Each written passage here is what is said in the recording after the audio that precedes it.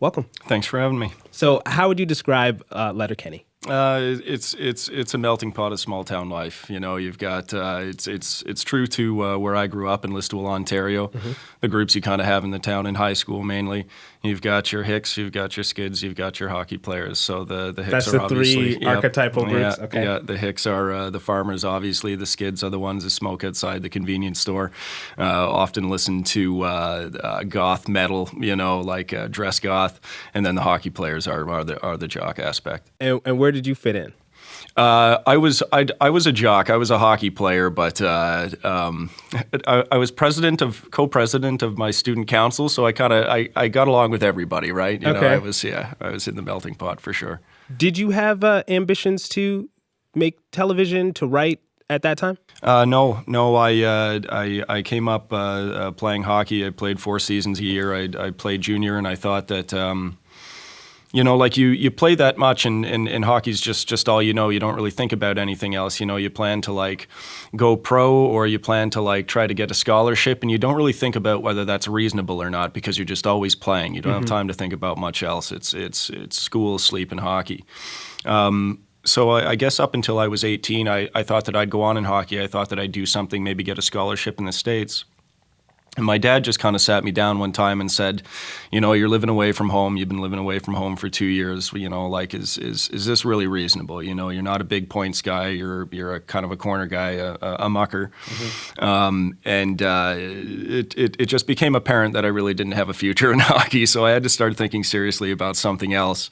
And the only other thing that I was good at, I think, was acting. And when I say good, it's my marks indicated that I was in school. You know, I had a ton of fun doing it, but I didn't realize I had a passion for it at the time. I realized that when I got into the business. Okay, I want to get more into the nitty-gritty of the show, but first I kind of want to continue with this. So how did you make that first leap into the business? Well, you know, in a small town, it's not really common knowledge that there is a film business. You know, you don't really realize like that. What the avenues are to get involved. You have no idea. You know, there's small town theater. There's a lot of big theaters in small town Ontario. You know, so that's what you know of the arts. If you want to be an actor, you're going to be in plays. You see people in movies. You don't really know how they get there. You don't really know how you're going to get there. But I was at the University of Waterloo. I lasted for I think less than half a semester. And I started taking classes off campus, and I asked my teacher for advice, and he says, "Pack your bags, just go to Toronto or Vancouver." You were taking drama classes? Yeah, okay. Off campus, because in theater school at University of Waterloo, sometimes you don't do any acting until your 3rd year. Wow. Yeah, so I wanted to get at it right away, and that's what I did. I quit school, and I mean, my parents were pretty terrified at the time. It's a small town, Listowel, 5,000 people, and so when I had quit school, Mom has people coming up to her at the gym saying like, "Oh my goodness, I heard about Jared. I'm so sorry." Like somebody had died, you know. Like, but yeah, it was stressful for my parents and myself at first, but things came together for me. Where did you quickly. Pack your bags and go to? I went to Vancouver. You went to Vancouver. Yeah, BC? because of hockey, I hadn't really done any traveling, and so I thought it might be fun to go to a place where I didn't know anybody, and you know that's the old romantic idea of going west. You know. Okay, you talked about your mom's reaction, the community reaction. What about your hockey buddies? What did they think of you going off with dreams of? Oh, they certainly took it out of me quite a bit. You know, like it's you were talking about Twitter earlier and trolls. The hockey message boards for junior hockey in Ontario are just horrible. The things that people go on and say. So towards the end of my playing days, I was playing Junior C in Kincardine, Ontario for the Bulldogs there. And I was so bored of the game by that point. It was so robotic. I just did anything I could to entertain myself, and that was fighting. You know, fighting kept me entertained. And I got to hot dogging a little bit, and someone went on the message boards, and, you know, I'm 19 years old at the time. I'm in, you know, University of Waterloo, and they were chirping me about being a hot dog and that I do that on the ice because I'm overcompensating for my failed acting career, you know, like wow. hadn't even gotten started yet, and I'm already hearing about it. So yeah, you know, that aspect of hockey like really prepares you for the critical aspect of the film business, you know, you're used to it, yeah. Okay, I want to get into this show show, you also play the lead role of Wayne. Yep. Tell me about Wayne. Wayne is your classic old school value. He's a silent killer. You know, he's a small town guy. He does the exact same job every day on the farm, and he usually does it alone. So he has a lot of time to think. And I think that that's where the wit of those nuggets of wisdom that you get from small towns in Ontario or anywhere. You know, it comes from people who just like have a lot of time to think by themselves. You know, and I think that Wayne really prospers from that. It's that's where he gets his lingo. That's interesting because that is disappearing, isn't it? Yeah. Time to yourself to think. And the show definitely shows the idleness, you know, hanging around the barn, eating chips, you know, on the side of the road, selling vegetables and drinking beer. Why did you want to show the idleness, the boredom, for lack of a better term? Well, I guess the one thing that I really like is just the peace and quiet.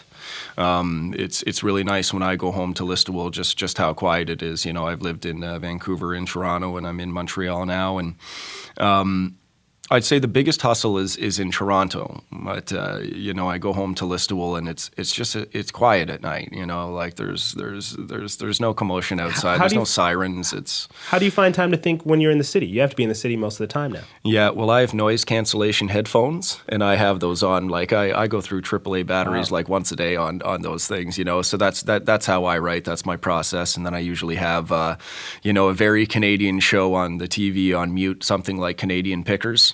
You know, just because it's so Canadian. I don't know if you've seen that show, but it's so cool because everybody is just so nice. You know, they look through somebody's like attic or basement through their collection. They're looking to buy something cheap and sell it for more. But when they leave, you know, you've got the people saying, "Hey, those were really nice guys. I hope they come back. This was great." And then you got the pickers, and they're saying like, "Hey, he was a really nice guy. Hey, he was a really nice guy. I hope we see him again." It makes me feel good, and it really contributes to the creative process of Letterkenny. So you draw some inspiration from that, and also from straight blocking out the noise. Yeah. Tell me about Letterkenny Problems. Well, that started as an anonymous Twitter account that my pal Jordan Beeran's been my best pal since we were 3-4 years old. We started about Listowel, Ontario, and the problems that people might face there. But we did it anonymously. Nobody in town knew that it was us. And then it got to a point where we had 1,500 followers. There's only 5,000 people in Listowel, so that's a pretty good percentage of the population paying attention. And I said, I think that we can shoot this and it'd be pretty funny, but we'd have to blow our cover. People in Listowel, you know, back home where our parents live, you know, would know. He said, no, don't worry about it. Green light. I think everybody likes having a laugh. And I agreed, and we shot it, and it worked out pretty well. But for Nathan Dales and I, my co-star in it, Dalesy and I had been putting stuff out on YouTube, trying to make comedic videos for a couple of years at that point. And Letterkenny was our third concept, and it certainly wasn't the one that we thought would stick, but you know, we're sure glad it did. I'm guessing it's resonated a lot with small town folks. Big time, yeah. What have you heard back? Well, I like to think that the biggest Letterkenny fans in the world are in Listowel. You know, I think that it's just people like to laugh at what they know. I think, and I think even in the city, everybody knows somebody from Letterkenny. You know, everybody knows that guy who just has a kind of weird accent. You know, like it definitely exists there. Do you ever worry about your big city fans laughing at the small town life rather than laughing with kind of small town life? Not particularly. I think small town people laugh at city people as much as city people laugh at small town people. So there's a bit of a give and take there that I'm comfortable with.